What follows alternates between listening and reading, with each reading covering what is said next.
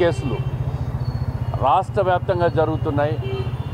కడప నగరంలో ముఖ్యంగా కడప నడిబొడ్డులో జూనియర్ కాలేజీలో పొద్దున్నే కాలేజీలో వదిలేసిన తండ్రి సాయంత్రానికి అమ్మ ఇంటికి రాకపోవడంతో ఏమైపోయింది అనే ఆందోళన. 35 రోజులుగా ఎవరిని పట్టుకున్నారు, ఏ విధంగా పురోగతి చేశారు పోలీసులు, ఏమి సమాధానం కూడా చెప్పలే ఇంతవరకు తల్లిదండ్రికి.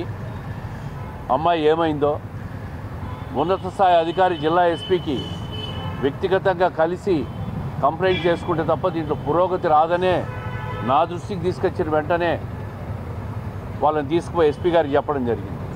నేను ఒకటే అడుగుతున్నా, ఈ ప్రభుత్వంలో ఈ వ్యవస్థలో ఇటువంటి మైనర్ అమ్మాయిల అదృశ్యం కేసులు జరుగుతూ ఉంటే పోలీసులు కానీ రాష్ట్ర ప్రభుత్వం కానీ ఏమి చేస్తూ ఉందని చెప్పి నేను అడుగుతూ ఉంటాను.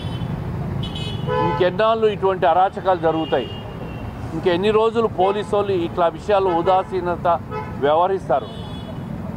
దీంట్లో ఎవరో అదృశ్య శక్తి ఒత్తిడి వల్ల కూడా ఈ కేసులో నిర్లక్ష్యం వహించినట్టు తల్లి తండ్రికి అనుమానాలు ఉన్నాయి.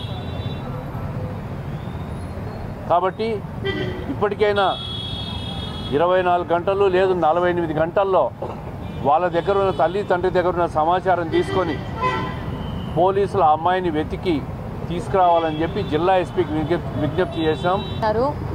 ఒక మైనర్ బాలిక కనపడకుండా పోయి 35 రోజులు కావస్తూ ఉంది. 35 రోజుల నుంచి ఈ వ్యవస్థ ఎలా నడుస్తోంది? 35 రోజుల నుంచి కిందము అదృశ్యమైన అమ్మాయి జాడ కూడా పట్టించుకోలేని తెలుసుకోలేని పరిస్థితిలో ఈ కడప నగరంలో పోలీసు వ్యవస్థ నడుస్తూ ఉంది. దీన్ని అందరూ గమనించాలి, అందరూ ఖండించాలి, అందరూ గ్రహించాల్సిన అవసరం ఉంది. ఈరోజు మనలో అందరికీ బిడ్డలు ఉన్నారు, ఆడపిల్లోళ్ళు. పిల్లలు కాలేజీలో దింపినాక పిల్లలు వెనక్కి వచ్చే పరిస్థితి లేదు.